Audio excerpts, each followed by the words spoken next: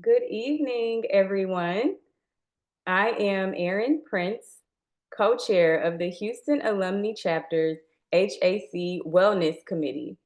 On behalf of the HAC Wellness Committee of the Houston Alumni Chapter of Delta Sigma Theta Sorority Incorporated, we are so excited to welcome you to The Flow Feminine Life Optimized Wellness. Today's webinar is all about empowering women with the tools, knowledge, and support to take charge of our physical, mental, and reproductive health. We're honored to be joined by two phenomenal experts, an obstetrician gynecologist and a reproductive psychiatrist, who will guide us through a meaningful conversation about whole woman wellness. Thank you for taking the time to pour into yourselves today. We hope you leave feeling informed, inspired, and more connected to your journey of well being. After the safety briefing and a message from our chapter president, let's get into the flow.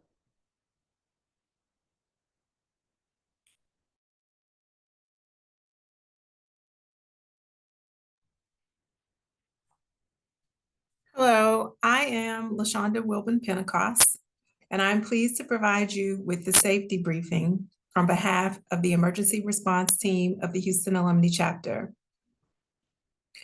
If there is an emergency, dial 911, remain calm, and provide the location of where you are. If you are in a location other than your home, please make note of the location of the safety exits, fire extinguishers, and AEDs. Check to make sure that any fire extinguishers in the home are secure and ready if needed. Ensure that your smoke detectors are in place and working. Make sure that stoves are off or attended. Clear walkways in your home. When using a headset, ensure you are still able to hear the smoke detector. Check to make certain that you are using comfortable and stable seating. Make certain that you have adequate lighting as you move about in your home. As the risk of COVID, flu, measles, and RSV remains, remember to take precautions to prevent the spread of germs. Thank you.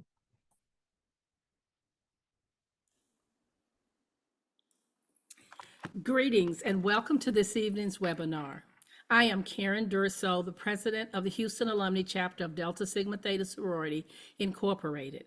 As a woman in her twilight years, I am eager to learn about what I can do to stay healthy and lower my risk of needing surgery. While the younger women in our community may be more concerned about reproductive health, there's still a lot to learn about our bodies at any age.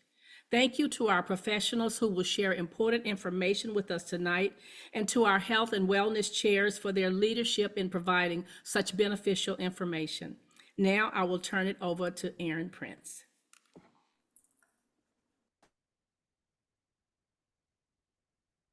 I am honored today to welcome two incredible women leading today's conversation. Together, they bring a powerful blend of medical insight and heartfelt care to the flow stage. First up is Dr. Tamika Cross. She is a board certified obstetrician gynecologist and founder of Opulence Health and Wellness in Pearland, Texas. A proud alumna of the University of Michigan and Meharry Medical College, Dr. Cross is a passionate advocate for women's health and community empowerment. She's been recognized nationally for her work to reduce maternal health disparities and was named a Houstonia Top Doctor. She also was named one of the top 60 most powerful people in healthcare by former US President Barack Obama. Known for her compassionate care and commitment to underserved communities, she is here today to educate, uplift, and inspire. Next up, I will introduce Dr. Nicole Doghor. Dr. Nicole Doghor is a reproductive psychiatrist and assistant professor at Baylor College of Medicine, where she serves as the education director for the Division of Reproductive Psychiatry in the Obstetrics and Gynecology Department. She earned her medical degree from the University of Louisville and completed her psychiatry residency at Harvard University with a focus on women's mental health. She also holds advanced training from the Boston Psychoanalytic Society and Institute and Baylor's Master's Teachers Fellowship Program. Dr. Doghor provides compassionate expert care at Texas Children's Pavilion for Women and through her private practice, Whole Mind Psychiatry, a concierge service supporting professional women across the Houston area. We are thrilled today to have these two dynamic women join us. As you listen, feel free to drop your questions in the Q&A pane about all things women health and the mental health conditions that might present along the reproductive lifespan. We'll be addressing them in a special Q&A session following the presentation. Without further ado, I'll turn it over to Dr. Cross.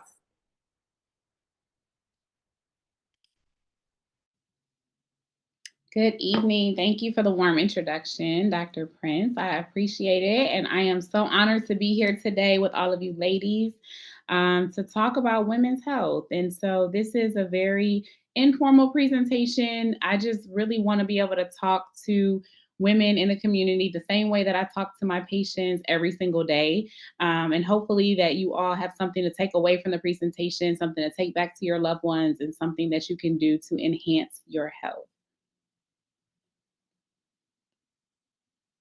So why women's health matters. I am absolutely passionate about women's health, not just because I'm a woman, but also because I take care of women every single day.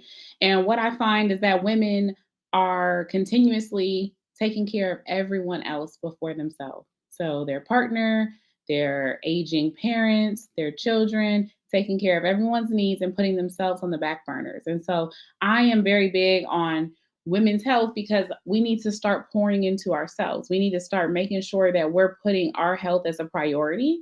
And especially living in a country, and I'm not going to get too political with y'all tonight, but living in a country where women's health is not a priority. Living in a state where women's health is not a priority. And so there's so many health disparities that exist, especially in the field of women's health and reproductive health. And so I just want to kind of touch on some of that. So in every different field, so whether it's pregnancy, a lot of times during Black Maternal Health Week, which just ended, we hear the statistic: Black women are 3 to 4 times more likely to die from pregnancy-related complications than our white counterparts in the United States. That's wild, right? Then we look at fibroids. Fibroids is something that most of us probably have heard of because up to 80% of Black women will develop fibroids by age 50. So at some point in their reproductive age before they hit menopause, 80% of Black women will develop fibroids. Black women are also more likely to have larger, more numerous, and symptomatic fibroids, which we're going to jump into later today. Also, Black women are offered hysterectomies as first-line treatments, meaning they're not offered any fertility-sparing options. We're going straight to the most invasive procedure, a lot of times with Black women. And so that is another disparity that exists. Endometriosis, it's underdiagnosed in Black women due to the bias that exists in pain assessment and us being brushed off and not being taken seriously. Infertility, the statistic says that Black women are twice as likely to experience infertility as white women, but we are less likely to receive fertility treatments. And that's because of a lot of different things, from access, from the stigma, from not being offered different fertility treatments, from financial barriers. I mean, there's so many different reasons that we can jump into, but another disparity exists within that specialty. Then menopause. Black women tend to experience more severe symptoms at an earlier age, and they're less likely to be offered hormonal therapy. So we're going to dive into that today.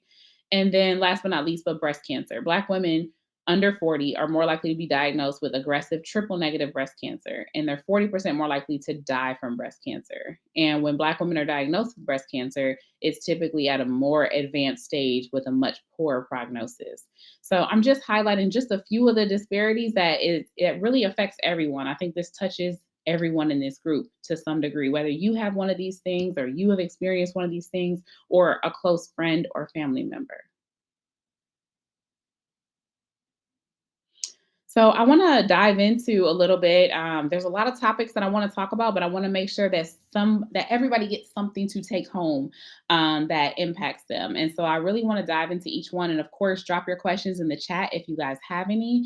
Of course, I can't give medical advice via this platform, so please be mindful of that as far as specific questions. But any general questions, I'm happy to answer. So endometriosis. A lot of us have probably heard of endometriosis, but let's talk about it. So, what is it? It's a condition where tissue that's similar to the uterine lining, so the inside of the uterus, which there's a picture shown there, grows outside of the uterus. So, often on the fallopian tubes, the ovaries, sometimes it can be on your intestines or your pelvic lining. So, common symptoms that can present with endometriosis typically is pelvic pain, painful sex, painful defecation, infertility, bloating, and digestive issues. Diagnosis. So technically the only definitive way to diagnose endometriosis is to do a laparoscopy. So that is a surgical intervention, minimally invasive, where we go in through the belly button with usually one or two other small incisions that are less than a centimeter. And we go in and we look and we cut out a lesion that looks like endometriosis. We send it to the pathologist, they cut it up, they look at it under a microscope and tell us, is it endometriosis? So obviously that's not first line treatment for diagnosing endometriosis, but that's the only definitive way to diagnose it. We can also tell by sometimes clinical assessment, which includes taking a thorough history, doing a pelvic exam, and sometimes imaging. Treatment options, sometimes there's some over the counter pain relief, like NSAIDs or non-steroidal anti inflammatory drugs. So that's going to be like your ibuprofen, Motrin, naproxen, Aleve, that family. Hormonal therapy, whether it's birth control or GnRH agonists like Depo-Lupron or things of that nature. Also, there's Orlissa, which is a not really new, but newer drug on the market in the last 10 years, or just surgery to remove all the endometriosis lesions. Infertility. So, what is infertility? So, the technical definition of infertility, if you're under the age of 35, is inability to conceive after 12 months of regular unprotected sex. Okay, I'm gonna say it again 12 months of regular unprotected sex. I like to highlight that because I have patients that come in all the time and it's like, we've been trying and we didn't get pregnant, and they're having sex once a month. You're only ovulating for a small window, less than 48 hours. So if you're only having sex once a month, you could be missing the window and not truly have infertility. So having regular sex, unprotected, of course, for 12 months or longer is the definition of infertility in someone who is under the age of 35. A woman that's 35 or older, we draw the line at 6 months. And that's just because, they're kind of coming out of that reproductive prime a little bit, and because we don't want to wait as long to go ahead and investigate why it's taking so long for them to get pregnant.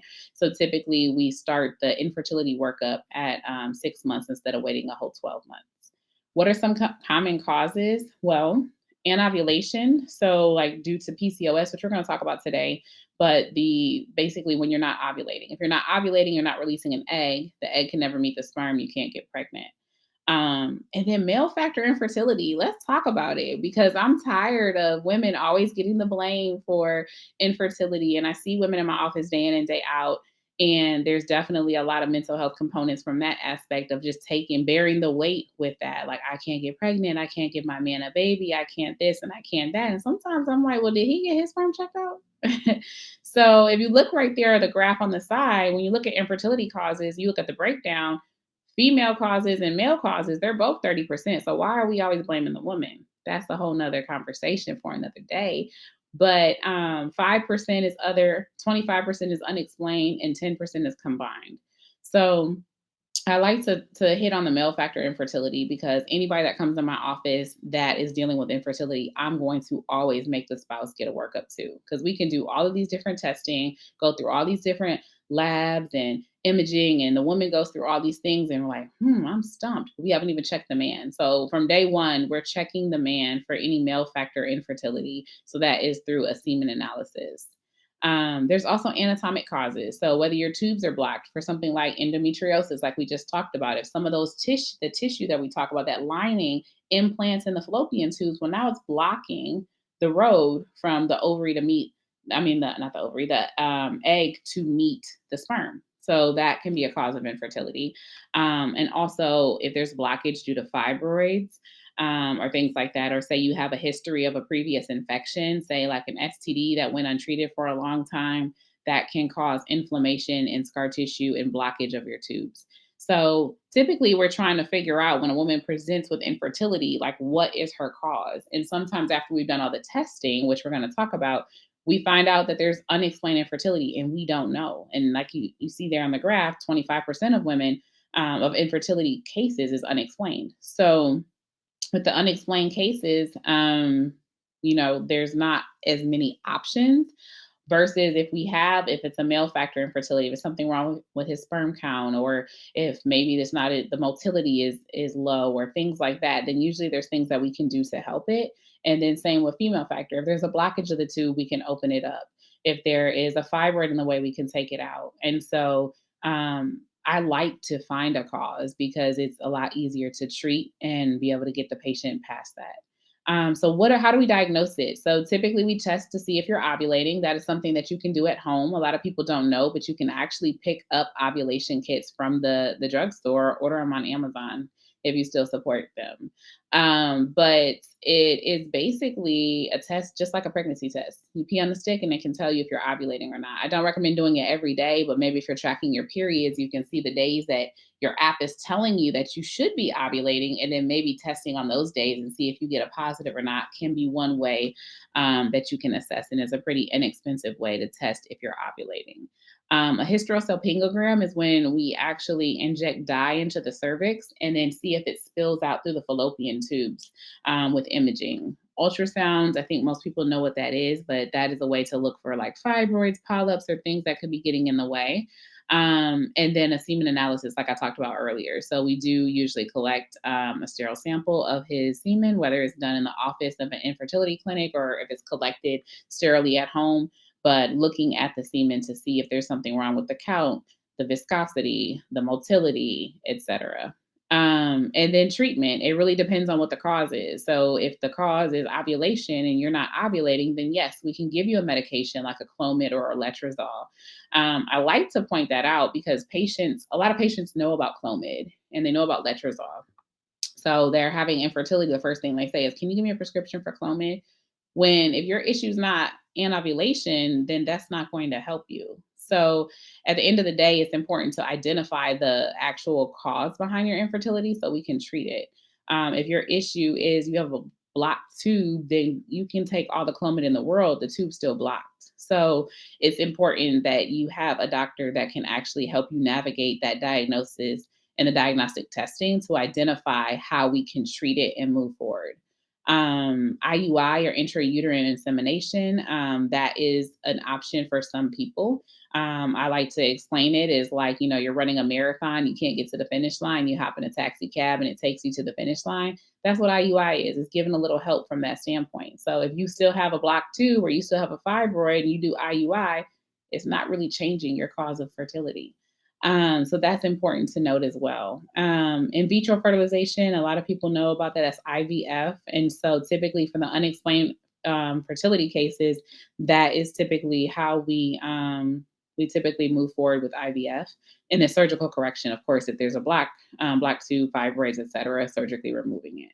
So I just wanted to hop into all those different causes because it's very important that we identify a cause before we just start blindly treating infertility.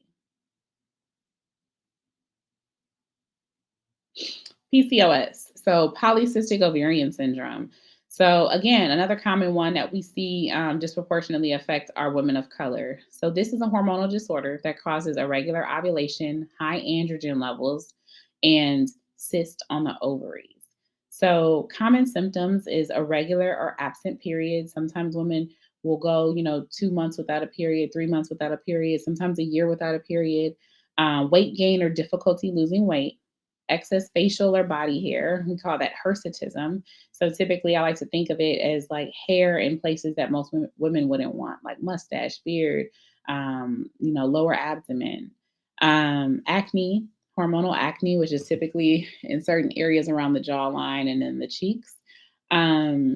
Infertility, insulin resistance. So these are some of the things that can present with PCOS. So what I tell people is PCOS is a syndrome. So that means it is made up of a constellation of various symptoms. And so there's not one pill, there's not one treatment to fix PCOS. So we typically address whatever the issue is at hand, and we can usually rectify that specific situation. So, for example, let's jump into the diagnosis first. So, the Rotterdam criteria, you must have two of the following. So, you can have irregular or no ovulation, clinical or laboratory signs of elevated androgens. So androgens is like testosterone, okay? Testosterone or DHES, which is testosterone's cousin. So clinical signs is like hair on the face, like a beard, a mustache, things that I kind of talked about there, or laboratory signs, meaning we actually check your labs and your testosterone levels are elevated, or we check your labs and your DHES is elevated. And then last but not least is PCOS ovaries on ultrasound. So that's a big one. I see often, again, patients come in and they've been told they have PCOS because they have cysts on their ovaries. And a lot of women have cysts on their ovaries, but they don't have PCOS. So it's important to understand that PCOS is a certain subset and a certain specific appearance on ultrasound. So I have that picture there for that reason. So as you can see on the left of the slide, there's a normal ovary that has some follicles there at different stages. And then with PCOS, you see a bunch of immature follicles around the outside of the ovary. And so they typically describe that as like a classic string of pearls, because much like a string of pearls, like it literally looks like small little beady like cysts around the outside or the periphery of the ovary. That's not the same as somebody who has a 5 centimeter cyst. That's not the same as, oh, I get cysts all the time, I had to have surgery. These are not cysts that people typically get operated on.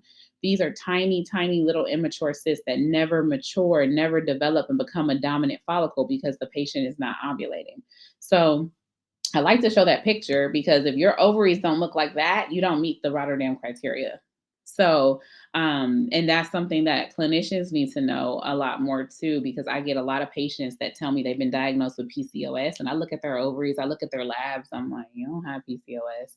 So just because you have a little extra hair on your face, or just because you got a little extra weight gain, or just because you can't get pregnant, those are all, things that can happen, but if it doesn't happen all together with this constellation of this syndrome, you don't have PCOS. So I think it's important to actually go to a doctor who knows how to diagnose PCOS before, you label yourself with something and just kind of charge it to the game that you have this, or you're trying to treat it and it's not being treated appropriately. So I want to empower all of you and explain today that the way to treat PCOS, like I said earlier, you treat whatever the issue is. So if the issue is you have extra hair on your face, we can do things because of elevated testosterone. We can do things to lower your testosterone. We can give you a pill to lower your testosterone. You can go get laser hair removal. That's going to take away the, facial hair and things like that. But it's not going to make the PCOS go away. It's not going to make you get pregnant. It's not going to make, whatever other issues you may be having, it's not going to address those. If your issue is your periods are irregular, you might want to get on birth control to help regulate your cycle. That's something that's commonly offered to PCOS patients, but that's not going to necessarily make the other parts of the syndrome go away.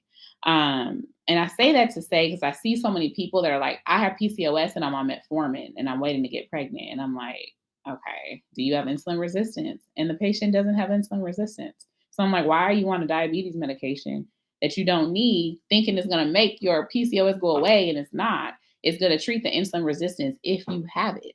It's not going to make the other stuff go away. It's not going to necessarily make the acne go away. It's not going to necessarily make your periods more regular. It could, but it's not the treatment. So again, it's really important to identify cause. That's really my underlying theme today, is like identify what the cause is. I'm big on, I don't like Band-Aids, because Band-Aids don't help us. We need to get to the root of the issue so we can actually treat it. So treatment options, lifestyle changes, sometimes with modification and implementing some diet, exercise changes, and, having things that aren't as, considered as much of an inflammatory diet. Birth control pills could be helpful for some patients. Metformin can be helpful for some patients. And fertility medication, if the patient is not ovulating. If the patient's ovulating, you don't need Clomid just because you have PCOS. that's not going to make the other stuff go away. So, fibroids. This is the big one. This is my baby. I talk about fibroids all day. I do fibroid surgery all the time. I've become the fibroid girl of Houston, and I love it. So fibroids is definitely something that disproportionately affects women of color, our Black and brown women. And these are non-cancerous tumors that of the uterus that can vary in size and location. So here we have a picture of the uterus. We have the fallopian tubes here, and then we have the ovaries hanging down from the fallopian tubes. They're not really attached in real life, but that's a whole nother conversation. But the fibroids are shown in different locations. As you can see, there's some fibroids. Let's see if you can see my mouse. There's some fibroids like here on the inside of the uterus. There's some fibroids here on the outside of the uterus, and some are embedded in the muscle of the uterus. So these are called intramural, these are called submucosal, and these are called subserosal fibroids. So a lot of times you'll get an ultrasound report and you'll see all this, mumbo jumbo, not know what it means. It's just more so referring to the size. Usually it'll say 5 centimeter anterior fundal intramural fibroid. What does that mean? So 5 centimeters is how big it is. If it says intramural, it's in the muscle. And then if it says fundal, it's at the top of the uterus. And then anterior, it's on the front side of the uterus. So it's important when we're trying to map out, and I like to draw these pictures for patients so they can see what their uterus looks like. But it's just really mapping out the location and the size of, oh, there's a small fibroid here, there's a big one here. And typically women who grow fibroids, they can just have one or two, but typically there's much more than that. And so we just like to find out where all the fibroids are so we can discuss what treatment options are best. Common symptoms of patients with fibroids: heavy or prolonged disruptive bleeding. I like to say disruptive instead of abnormal bleeding, because abnormal bleeding, what's normal? What's abnormal? Most people don't know. So, I have patients that come to me, they're like, yeah, I wear a diaper and a heavy tampon, and that's normal for me. That's normal for nobody, right? But they've been dealing with it for 10, 15 years. They think it's normal for them, but it's not normal. So I don't like the word normal or abnormal. I like disruptive. So are you bleeding enough? It's disrupting your day. You're having accidents. You're having to run to the bathroom. You're having to stay home from work. You're having to bring extra change of panties and pants. That's disruptive bleeding. You need to be evaluated. Pelvic pressure or pain, frequent urination, painful sexual intercourse, infertility or pregnancy-related complications like pregnancy loss and things of that nature, or stunting the growth of the baby, having growth-restricted babies. How do we diagnose it? So typically we start with the pelvic exam, then we do ultrasounds, potentially an MRI, potentially a hysteroscopy. A hysteroscopy is when we stick a camera inside of the uterus to look at any fibroids that are inside of the cavity. So those are different ways that we can look at fibroids. Treatment options, again, it depends on where your fibroids are, how big they are, and what you're trying to achieve. And a woman that is just trying to have definitive therapy, is done having kids, they typically recommend a hysterectomy. So in those cases, I am 100% for a hysterectomy, because you just go in and take out the fibroids, they can come back. Now, if you're still trying to have kids and you want to keep fertility sparing options, or you just want to keep your uterus because you have that option, when a patient tells me that day one, that's it. Hysterectomy is off the list unless I strongly feel like she needs it, and we're going to have that conversation. But we can try medications, hormonal therapies to kind of help mitigate with the bleeding. We can do a uterine artery embolization. That is a minimally invasive procedure where they go in through your vessels, usually through the groin or the arm, and they go in and they can basically embolize or cut off the blood flow to fibroids so they can shrink and not continue to grow and not have symptoms from them. There's also radiofrequency ablation. So that is called Accessa. And so that is something that I do as well. And that is where we go in minimally invasive, 2 small little incisions on your belly. We go in, we stick a needle inside of the fibroid. We heat it up to usually 200 degrees, and it melts the fibroid. Not all at once, but you treat it, you calcify it, it starts to shrink over time, and you usually see symptom improvement within a month or 2. So that is a minimally invasive option for patients that don't want to have a big cut on their belly, that, still want to keep their uterus in. that is an option that is not talked about enough. Myomectomy is having a surgery where we go in and remove the fibroid, whether it's going in here through the vagina and going into the uterus and hysteroscopically removing it, meaning no cuts on the belly, going all the way through the vagina, or for the ones that are in the muscle or on the outside of the uterus, we have to go in laparoscopically, robotically, or through a small C-section like scar to go ahead and cut and remove all of the fibroids. So again, it just really depends on what your goals are, what you're trying to achieve, to pick the right option for you.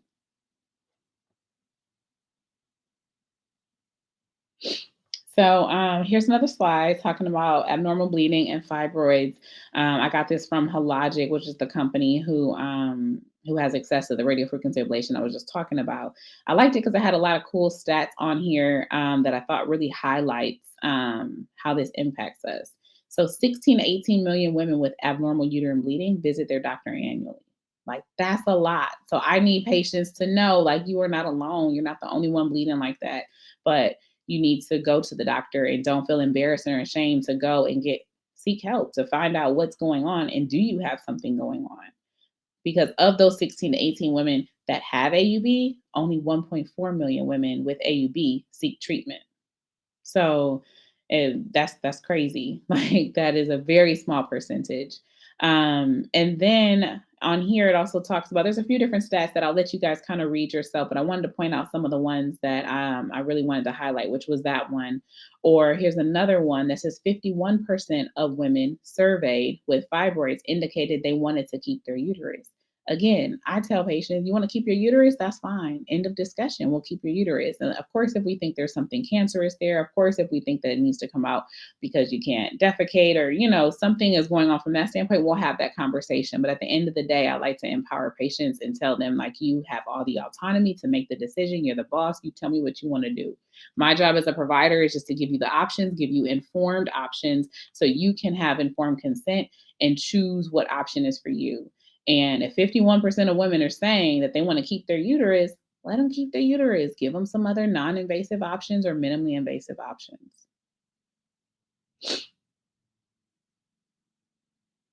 So this just kind of shows the different types of treatments from least invasive to more invasive. So if you look over here, watchful waiting. A lot of women sit here for a while, like we said. Only 1.4 million actually seek help. Medication, hysteroscopic, that's going into the vagina and doing the myomectomy. Excessa, that's the radiofrequency ablation I was just talking about, where we go in with the needle and heat up the fibroid. The uterine artery embolization, that's the one I said you go through the groin. They go through a limb and go up and cut off the blood flow to the fibroid. Laparoscopic or robotic myomectomy, going in and cutting out the fibroid, opening and doing an open myomectomy through like a small C-section scar. Laparoscopic or robotic vaginal hysterectomy, so a minimally invasive hysterectomy, but it's still removing the uterus and fibroids. Or in some cases, patients wait so long and their uterus is very large, they end up having to get an open hysterectomy because it can't come out any other way. Perimenopause. So let's talk about it. It's something that is going to impact us all. So I think it's something that needs to be talked about more. And I think we're doing a better job at talking about it. But again, I think a lot of women are embarrassed because of some of the symptoms they're having. They're not ready to get older. And just hearing anything with menopause makes people feel like there's something wrong, right? Or there's something that they should be embarrassed about, or they're getting older, or they're, on their deathbed. And it doesn't mean any of those things. Okay. So perimenopause is actually starting earlier and earlier. It's the transitional phase that leads up to menopause. So if you look at the little chart there, these are the stages of menopause. So it shows on here, preteen age, your estrogen levels are high. This is your normal reproductive prime. Then you have your last regular period, because in the premenopause phase, you're having regular periods. Well, you should be, unless you have one of those conditions I talked about earlier, but you should be having a period every month. Then at some point between 35 and 45, perimenopause sets in and your periods are all out of whack. You're skipping periods, you're, having sometimes 2 periods in a month. You're starting to have some of the other symptoms like hot flashes, mood swings, sleep issues, breast tenderness, all those things can start happening and can last for 10 to 15 years, I hate to say. And your estrogen is continuing to decline, decline, decline until you don't have enough estrogen to actually produce a period. And that's when you have your last period.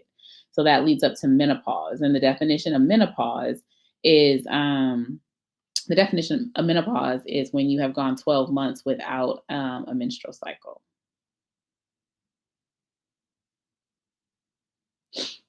So that's what we're talking about on this slide is it's the permanent end of menstruation confirmed after 12 months with no period. The average age is 45 to 58, but the average age in the United States is 51. Common symptoms, like I talked about, even with perimenopause, is some of the same symptoms. As you can see, it affects pretty much everything on the body, from brain fog, thinning hair, hot flashes, bone loss, right? So that's when you see women are more prone to getting hip fractures when they take a fall because their estrogen helps to protect and build bones. And so when you don't have estrogen, your bones are breaking down more, and then you're having increased risk of fractures when you fall. Dry skin and nails, weight gain, sexual dysfunction, dry eyes, dry mouth, depression, anxiety. It's like when we hear these things, we're like, man, this is a lot of things that it really can do to affect us. And that can really impact a woman's confidence. It can impact a woman's mental health, which I think we'll probably tap into that a little bit later. But it's a tough transition, especially because, I mean, you never know how it's going to present for you. Some women don't have any symptoms. Some women have all the symptoms. Some have a couple of the symptoms. So everyone's so different. But it's something that is inevitable that you're going to go through this transition. It's just what that looks like for you may look different. We usually can diagnose this from a clinical diagnosis, 12 months without a period, boom, we call you menopausal, or hormonal testing. So if you don't have a uterus anymore, you can't go based on that because you stopped having a period the second we took out your uterus. So doing hormonal testing sometimes can be a way to see if your ovaries are still producing high or low levels of estrogen. Treatment options, hormone replacement therapy, non-hormonal treatments are available too for some of the vasomotor symptoms like hot flashes and things like that. And then lifestyle changes, diet, exercise, and stress management can help with some of these things. I want to make one important note about hormone replacement therapy because so many women are scared of hormones because they've heard all these different things. They've done different studies over the years that show that they were bad, then they show that they were good. And so people don't know. So they're like, I don't want it. I heard it causes breast cancer. So yes, women who are more prone to get breast cancer, say they have the BRCA gene or say they have some type of hormone positive or sensitive breast cancer, then yeah, that's not a patient that really needs to be on hormone replacement therapy. Or somebody who has a history of blood clots. That's not a patient that you want. Somebody with uncontrolled blood pressure issues or has an increased risk of a stroke or has a history of a stroke, that's probably not a person that you want to put on hormone replacement therapy. However, for the vast majority of people, hormone replacement therapy can be a healthy, safe option that can make all of those symptoms go away. So I hate that it gets a bad rep because even though it may slightly increase your risk of some of these different things, it's still the odds are in your favor that that's not going to happen. And the same people who are given hormone replacement therapy a bad name are the same people who are passing out birth control like candy, and it's the same two hormones, slightly different dosing, but how come we can get, especially for Black women, because like I said, we're less likely to get offered hormone replacement therapy, but we're given birth control at a very high rate. So it's like, you don't want us to have babies, but now we're sweating and we're uncomfortable and we're having mood swings and you don't want to give us anything to help. So that is an issue in itself, but these are some of the options that are available. Breast cancer. So I did want to touch on it. There's a lot to say about breast cancer. And I think we are doing a better job about talking about it, about encouraging our loved ones to do early screening through breast exams, self breast exams, clinical breast exams, and mammograms. So breast cancer is just a disease that there's abnormal cells, and this is a really very, very superficial definition because there's so many different types of breast cancer. There's so much more of an impact that it has on a woman. And so all the survivors that may be here, I just want to shout out to you because of the strength that it takes to go through such a difficult diagnosis and treatment is unreal. And so one slide doesn't really do enough, but we do have limited time to go into all the things that breast cancer embodies because there's so many different types. But it is a disease where abnormal cells in the breast grow uncontrollably, which is cancer. And it can be non-invasive, it can be invasive, it can spread to the lymph nodes, or it could stay localized. And so again, that is different types, different locations, different stages. Common symptoms. So a lot of times women find the lump themselves, the doctor finds the lump, or it's detected with calcifications on their screening mammogram. So we do recommend screening mammograms starting at the age of 40, unless it's indicated to have it earlier. So you have a family history, you have a first degree relative that has a history of breast cancer at a younger age, you test positive for BRCA1 or BRCA2 gene, which puts you at a much higher risk than the general population of getting breast cancer. So we would start screening at an earlier age for those women, or if you just feel a lump. And that's why it's so important to do self breast exams, because if you feel a lump, you go to the doctor, and people are like, oh, when you're under the age of 40, you can't get a mammogram. Yes, you can.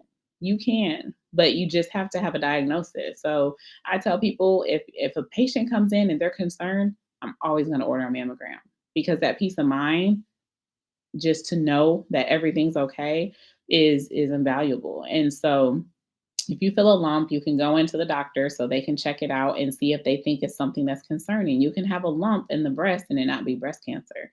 You can have fibrocystic breast disease. You can have a fibroadenoma.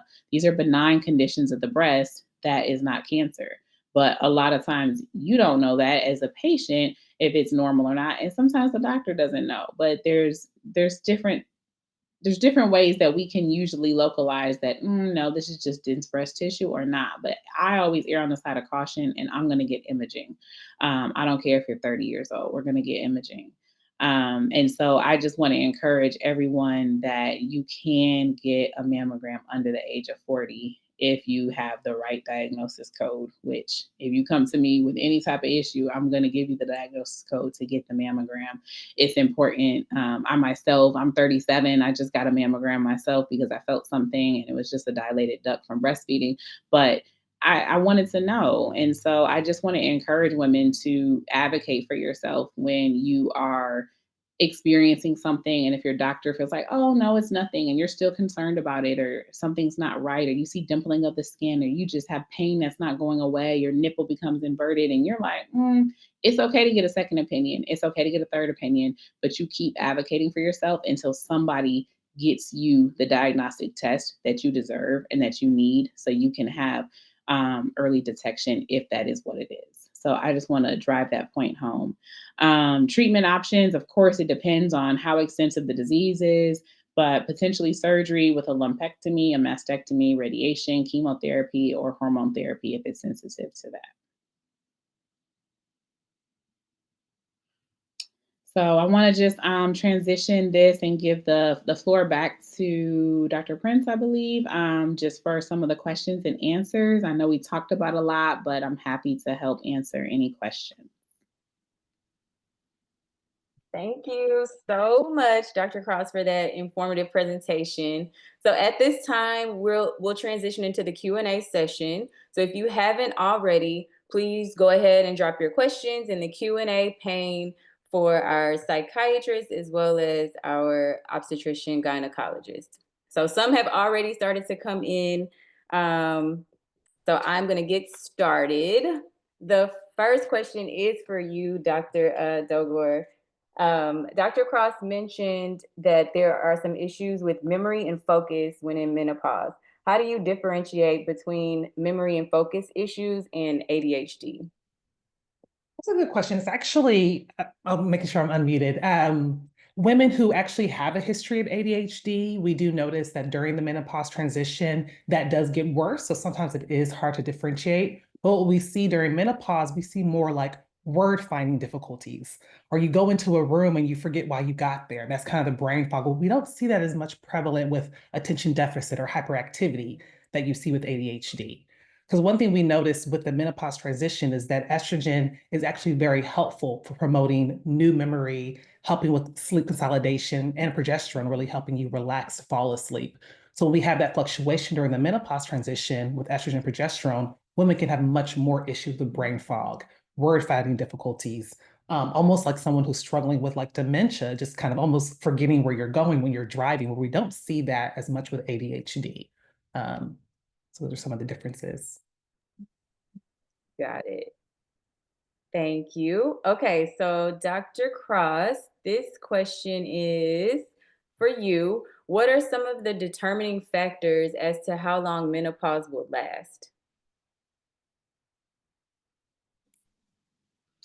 That's a good question. And honestly, everybody's journey is so different. A lot of times we do tell patients to ask like their mom or their maternal grandmother, because sometimes it does follow that trend. But what I found, especially in our population, the African American population, that a lot of women have a history of fibroids or heavy bleeding, and they've had hysterectomies at younger ages that they don't really know. Because they stopped bleeding at a young age. They don't really know when they went through the transition. So it's hard to identify when they actually went through it and what their journey was like. But if you do have that available to you, I would say that that is probably one of the better indicators, is to talk to mom or maternal grandma and see what her journey was like. Perfect. So I'm going to just ping pong back and forth between you two. So, Dr. Doghor, how do you approach prescribing psychiatric medication to women who are pregnant or planning pregnancy? Yes, I mean, I try to look at it from a risk benefit standpoint, understanding that really we want to reserve medication use for women who have more moderate to severe illness. And so a lot of times in my work, I have women who come to me who've been on medication prior to pregnancy, and we really understand like what is your actual diagnosis? Because sometimes women are put on medication because they actually might have trauma, they have anxiety and never actually had therapy. So sometimes I'm working with women to say, like, is this something that we can help you get the right type of treatment first before we're going into this period of high risk? But if I do have a woman who has much more severe illness, maybe she has been in a psychiatric hospital before or really struggling with functioning as a part of her illness, then we look at her individual history, understanding, trying to find the best, safest option. And sometimes we do continue medication and monitor throughout the pregnancy and nursing breastfeeding period. But I really think getting the accurate diagnosis is so important. I think, kind of to Dr. Cross's point, in mental health, we see that African American women sometimes are disproportionately diagnosed with severe mental illness, like schizophrenia or bipolar disorder. And when we kind of peel back the layers, we see there's a lot of trauma, a lot of PTSD. And so those actually first line treatments for that is therapy. And so women haven't got that, throughout things that they went through in their childhood that are looking like a bipolar picture, but we want to make sure we understand, particularly during the vulnerable part of pregnancy and postpartum, that we have the right illness and we are giving you the right treatment. Thank you so much. Dr. Cross, this question says, I'm in perimenopause. What options are available to manage menopausal symptoms for those who've had a DVT and on an anticoagulant? Hi, so that's a good question. And so if you typically have a history of a DVT, most hematologists aren't going to want you to be on estrogen, which estrogen is actually the hormone that helps with a lot of these symptoms that we're talking about. So it really depends on what menopausal symptoms you're having. If you're having vasomotor symptoms, they do have non-hormonal options out there. They have a drug called Veoza that's out there that you could talk to your healthcare provider about. And they also have SSRIs, or like their antidepressant medications, like Effexor is a good and approved medication for hot flashes. And I have patients that have pretty good results with that. So if it's hot flashes, there's definitely options for that. If it's vaginal dryness, sometimes there's different vaginal moisturizers, lubrication, or sometimes even just like they will allow vaginal estrogen. They just don't want you to do anything systemically, even though there is a small absorption. So it's really just kind of working through what your specific symptoms are, but there's definitely options out there for you, because you're not the only one experiencing, like having a DVT. And there's a lot of options for patients who cannot do anything hormonal. So definitely talk to your healthcare provider, and they can find something that's right for you. Perfect. Okay, so Dr. Doghor, how can women recognize the signs of perinatal or postpartum depression and anxiety? I think part of it is also just knowing yourself, and knowing when you are not, at your best, when you're not the first signs, maybe it's for you, it could be like you're not sleeping well, or you're taking things harder, you're being more sensitive, or you're more sensitive to criticism. It's harder to relax at the end of the day. Could be the sign of just depression for you beginning or anxiety. A lot of times we do see that irritability is a big part of hormonal depression. So whether that's around pregnancy, postpartum, around your period. So just noticing like, okay, I'm more irritable, but it's harder to function. It's harder to have a good relationship. I'm always arguing with someone. I'm always feeling more of that rage than normal. But knowing the signs of depression, that's different than just like I'm having a hard time adjusting because it's impairing my functioning. Like I can't think straight, I'm not sleeping well, I'm having more arguments with people. I always look at functioning in those three areas: relationships, sleep, appetite, thinking, cognition as parts of not functioning well. So those are the kind of first signs we would talk about in a visit, but also just making sure you know those signs for yourself. Okay. Okay. Okay, Dr. Cross. So this is like, I'm going to combine these two questions.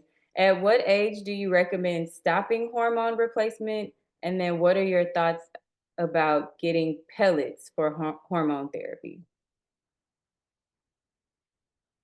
You're on mute. Thank you. So it's hard to say when to stop because everyone's course is different. So I usually go based on clinical symptoms. I have some patients that are still on hormone replacement in their 60s. So I think it really just depends on the patient. And if you're still having symptoms, you can always try to back off. And I usually encourage that. If they've been on it for a while and it seems like things are under control, I'm like, let's wean off because I'm very minimalistic. So I'm like, let's not be on things that have risks if we don't need to. So I usually would kind of do a test and maybe back off and see if that's helpful. And if not, we'll put you back on. So it's really just kind of playing with, there's not a specific age for everyone. And then your second question was about pellet therapy. What did it say about pellet therapy? Like just your general thoughts about getting on pellets for hormone therapy. So for those who don't know what pellets are it's a type of hormone replacement therapy typically encompasses estrogen, progesterone, and testosterone, and they are given like under the skin, and they can last for several months. And so patients do typically like it. There's side effects with it because there's testosterone too, and so if I'm being honest, I've never been a fan of pellets. I've never been a fan of pellets, but I'm starting to kind of learn a little bit more about it. And I probably need to go to a few more conferences to see if I can be won over. But over the last, 10 years, I haven't been a fan. I mean, there's definitely, it's a business, it's a lucrative service to offer. And that's why a lot of places do offer it. But ACOG, the American College of OB-GYNs, don't recommend giving testosterone to women. There's a lot of side effects with that. And so because of that, I've never been too keen on giving women testosterone.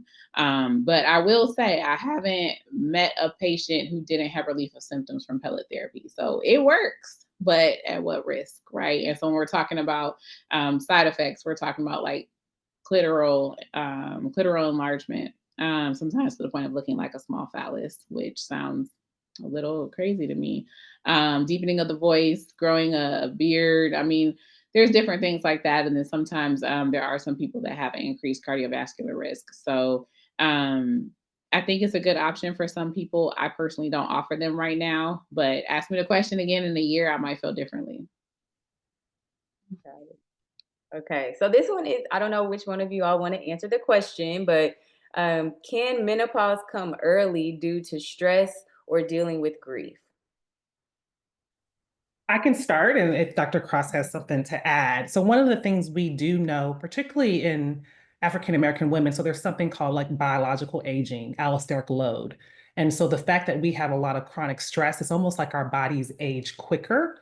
And so we can see actually women having an earlier onset of hormonal changes than our white counterparts because of that allosteric load, which just means toxic wear and stress that's gone on in our bodies, even prior to us being here, like genetic things that have been passed down. So we do see women who are African American have a higher load, and then there's women who that link with PTSD trauma being an increased risk factor for having earlier onset with menopause symptoms. Grief, I'm not sure about. I haven't seen much in the literature about that, but just that if that grief has been traumatic for you, it's possible, but I haven't seen that in the literature. But definitely toxic stress, we're seeing just biological aging, women having chronic illnesses earlier, mainly because of racial factors as well. Okay. Dr. Cross, what age should women approach the idea of egg freezing that want to have kids in the future, but timing isn't on their side currently? What are the risks and benefits?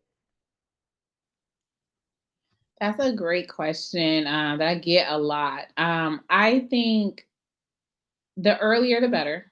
So, your egg quality is on a constant decline, right? So your egg quality is going like this. And then at 35, it does take a deeper dive, which is why 35 is the magical age that everyone's scared about. But I think if you're 30, I think 30 and up, I think is something to consider.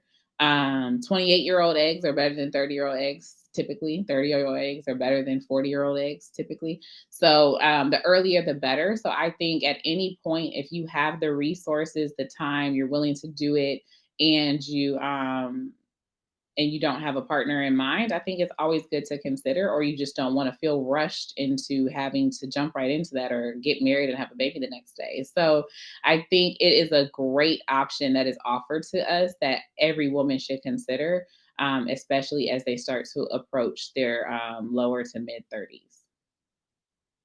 Okay. And I have one more for you. Um, for women with PCOS who are considering a hysterectomy, how do you determine whether a partial or full is the more appropriate option? Well, a hysterectomy, I'm trying to understand the question a little bit because typically a hysterectomy is not the best treatment option for PCOS. It's not necessarily going to make PCOS symptoms go away. So I want to start with that. As far as partial or full hysterectomy, I definitely want to explain the difference because a lot of times people think that a full hysterectomy means removing your ovaries and a partial hysterectomy means leaving the ovaries. And that is not true. So a partial hysterectomy is leaving the cervix in place and removing the uterus. And then removing the ovaries is a whole separate surgery. It's called a oophorectomy. But I noticed that a lot of patients have been misinformed thinking that a full hysterectomy is removing the ovaries. So if that's what you were getting at, when is it appropriate to determine if you should do a partial or a full?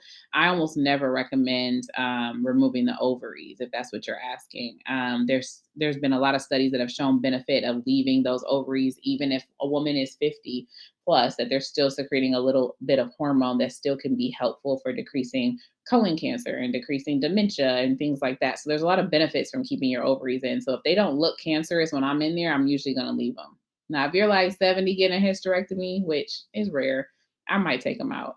Or if a patient is trying to reduce their risk of ovarian cancer, I might take them out. But almost always, me personally, I leave people's ovaries in. I don't think we need to go ripping women's ovaries out.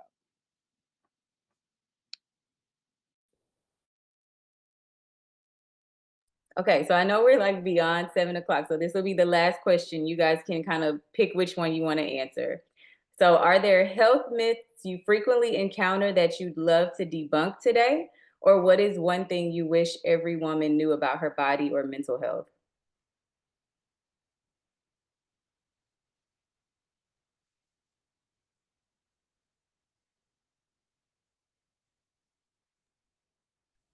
One thing I think a lot that there's just so much like shame and concealed trauma that we as Black women don't feel comfortable sometimes just coming out and talking about what we're going through. Like we're afraid CPS would get involved. We're afraid, people are gonna think we're crazy. So I wish that that piece is what I would debunk, that there are safe spaces in women's health, women's mental health, women's overall health. So just finding someone that you feel like, you connect with, that maybe looks like you, that you feel like has been well vetted and opening up so that we don't continue certain generational trauma issues. So I feel like just not suffering in silence is a big thing I wish we could debunk, that, there's not always this consequence of being labeled crazy or just, that sort of thing. And the other question was about what would women want to know, or What's one thing you wish every woman knew about her body?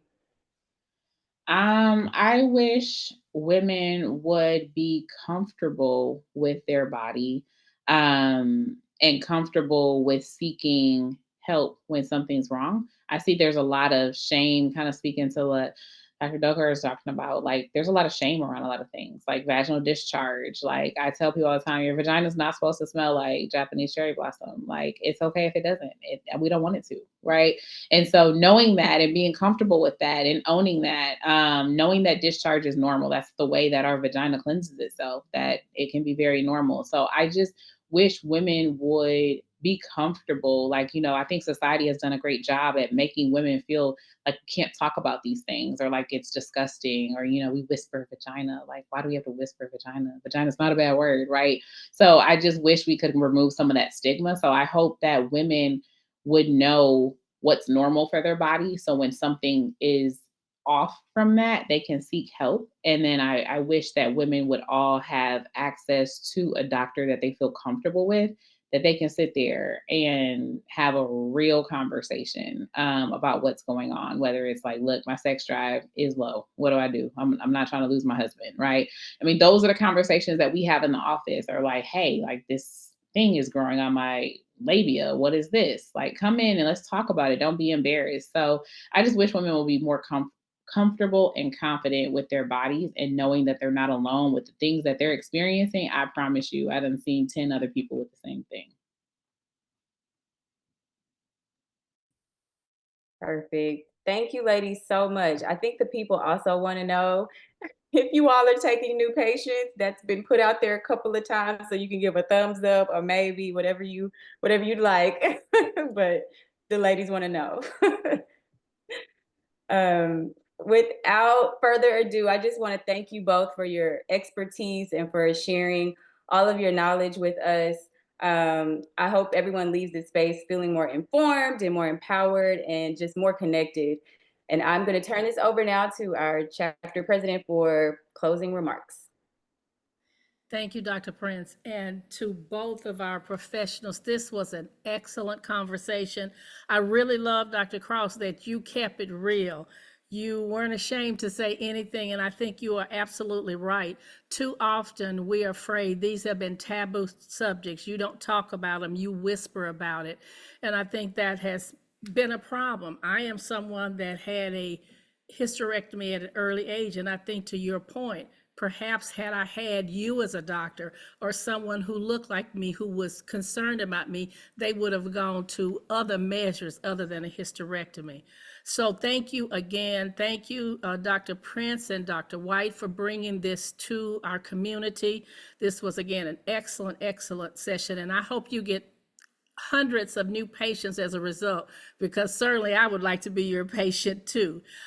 We thank you all for joining us. On the next screen, we have our QR code for our survey, our feedback survey. We would like you to give us feedback, because it's important that we continue to address things that the community wants to know about. And also, if there's any ways we can improve, we hope that you will share that information with us too. So this concludes tonight's webinar. Thank you very much and have a wonderful evening.